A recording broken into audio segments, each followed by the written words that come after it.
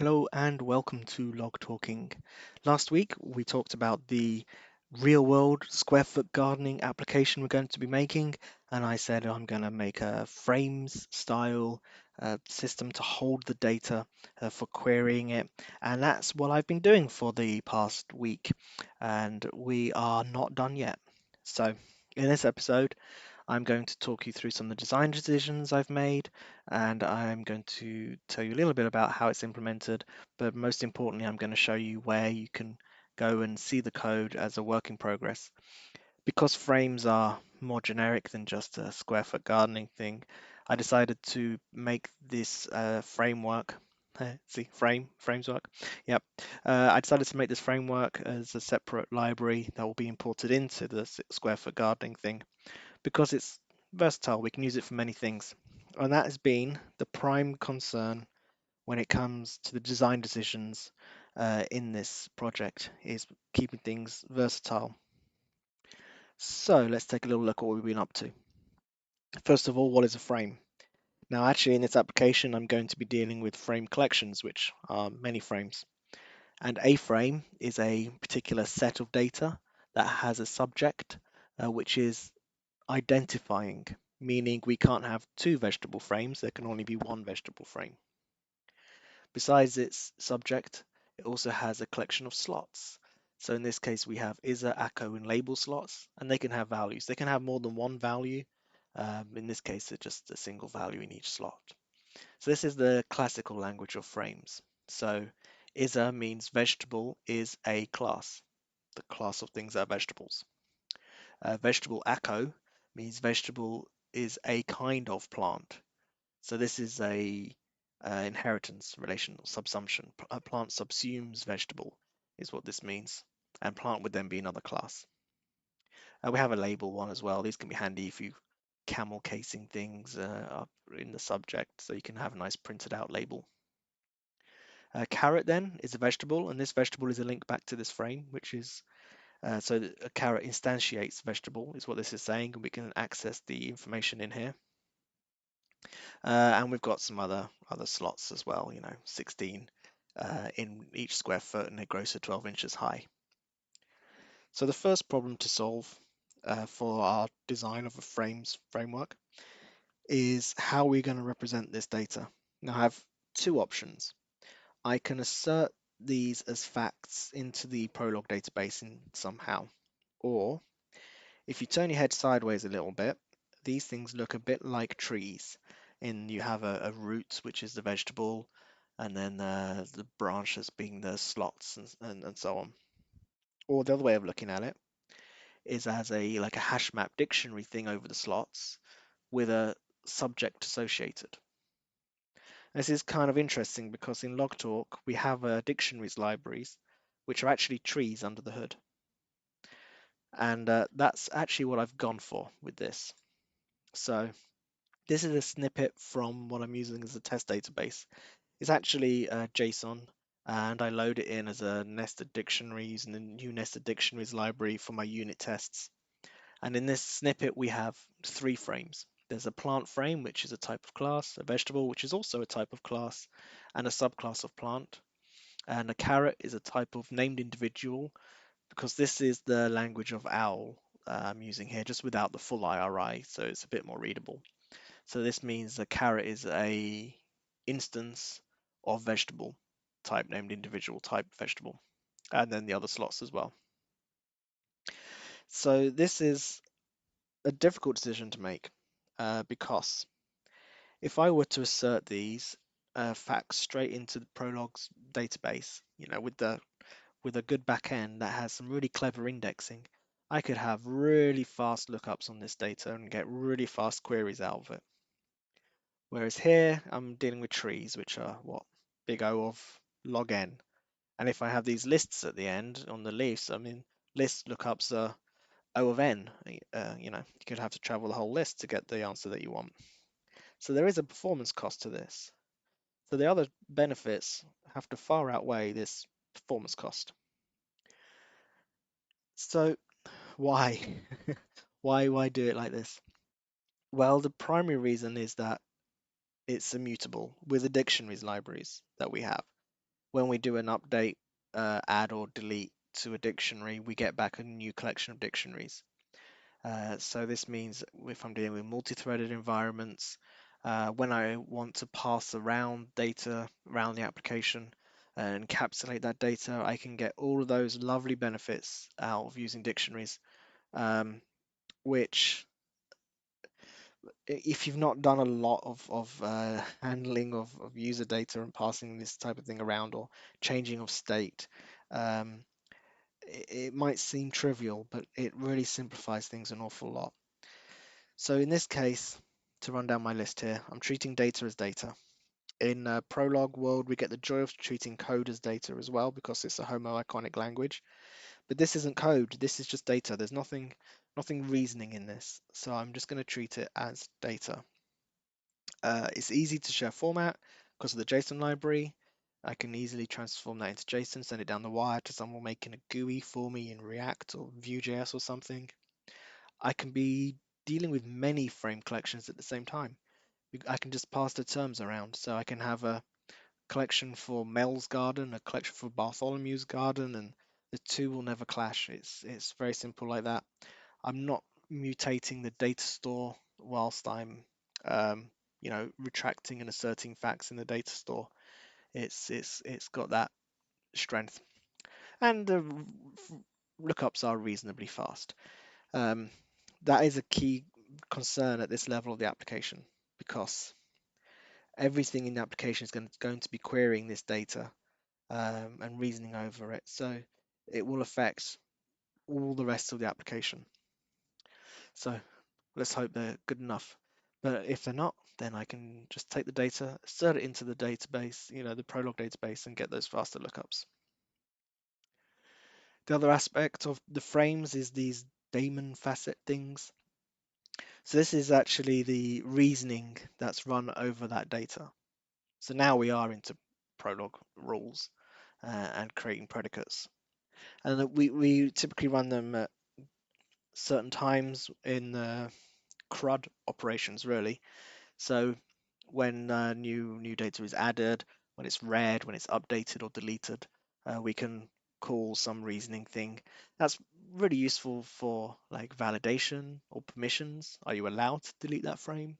And on reading to calculate things. So I've just put an example of a calculation here so we can get the height of a carrot in centimeters. This could be instead of on read of carrot height, it could be any plant height. Get it in centimeters. Now I'm keeping the facets separate from the data. So in the data, it has absolutely no idea what facets might run on it or when those facets might run. If I can jump back to the carrot here, there's nothing here saying height in centimeters. This is just inches. It would have to be the data dictionary that it's in inches.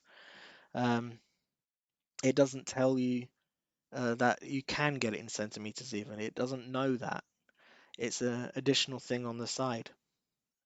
So this means I can use many different sets of facets and I can swap them around and I can compose them to solve a particular job or to handle a particular use case for a particular type of user, like a role of user. I have so much versatility here. Um, it's wonderful. It's really quite amazing. So how we do this is with two design patterns. The many worlds design pattern, which is very popular in LogTalk. It's one of the main reasons a lot of people go to LogTalk is because of the many worlds design pattern and the strategy design pattern too. So we'll just focus on the many worlds design pattern first. The many worlds design pattern means you can have one set of rules, reasoning, which in this case would be these frames. We'll ignore the facets for now because that's part of the strategy design pattern. This would be your frames object that does the reasoning. And you can apply it to many worlds. So in our case, the worlds are these frame collections. I can cut this line here and I can bring in a new frame collection and this frames object will happily reason with it instead. And I achieve this by passing the frames collections into the predicates as an argument.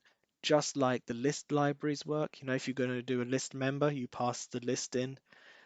just like the dictionaries libraries work, where you can do a lookup, you give it the dictionary to do the lookup in. This works in the same way. We pass the frame collection into the frames, and we have many worlds.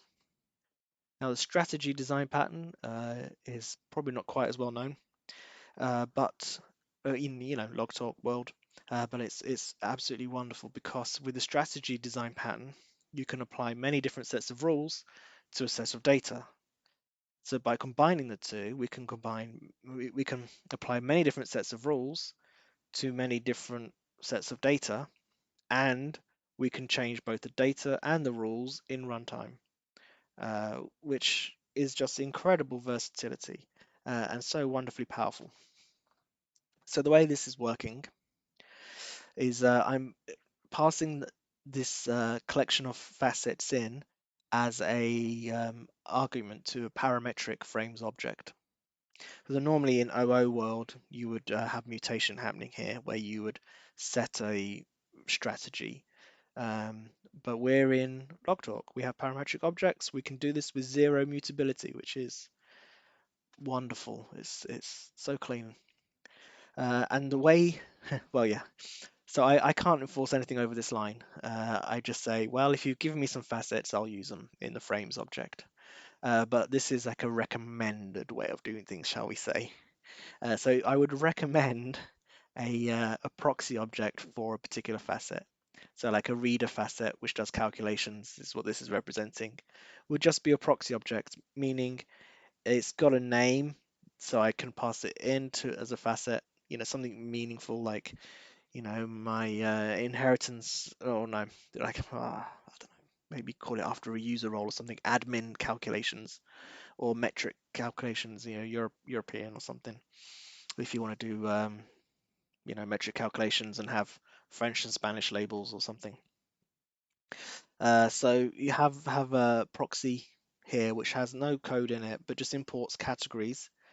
So, because I don't think you need to query these things directly, right? So they don't have to be objects. You could just use categories, and these categories then would contain the rules like the centimeter height for a vegetable or carrot, multilingual labels, so you could have all your different languages as a whole different frame set. This could be another link to another frames set with frames reasoning, because there's nothing stopping that from being the case. And by censored data, I mean like maybe you've got an admin user who can access additional data, but that's censored for the regular user. Well, you can load it in through a calculate facet, and you could compose these together. You can cut them off, add in new ones to create the particular facets that you want, and they're just parameters here. So as a frame is doing a read, it's going to call the proxy. I'll show you in the code very quickly actually where that happens. This is me coding away. Let's close the tests. Alrighty. This is me working on the deleting frames and updating them. There's still work in progress. And here, right here, this is where the facet's called. So I've already looked up the facet because I don't want to be looking it up every single time I'm looking up a slot. I want to look it up once, which is done up here. And then we can, with the backtracking, I'm not always looking it up every time. And get data gets it without reasoning, just a lookup, or we run the calculate, and that's it. The facets are passed in up here. It's a parametric object. Um, I'm not going to get too into this code right now because it's still malleable and changing around. Like, for example, you can see I'm using the AVL tree here and its nested variation, but there's no reason why this won't be able to support binary trees and red-black trees if you want in the future. The strategy for how to do that's in the nested dictionaries library, so we can pull it in here too. So this is the architecture of things, shall we say, and it's the bigger picture of the architecture because it's including things that I'm not including in this frames library. So if you want to actually look at that code and get into it, see what I've been up to, and watch the work in progress, then that is available on GitHub as a frames package. I have to stress it is a work in progress. So at the moment, I've got the reading side of CRUD done, and I'm happy with that. I'm working on the update in the delete side as I'm recording this. They are handling single values okay, but I've still got lists to deal with and the facets to bring in. I haven't started on the add thing. Once that's done, I need to do the different backend, like different dictionary backends for binary, AVL tree, red black tree, and I think it would be nice to have some sort of factory thing. So you can see it's a big job. There's a lot to do, but it's exciting, and this is really going to underpin the whole application. Um, so it's worth taking the time over, getting it done right, and I think it's going to be a very useful, versatile library. So links in the description. Until next time, happy log talking.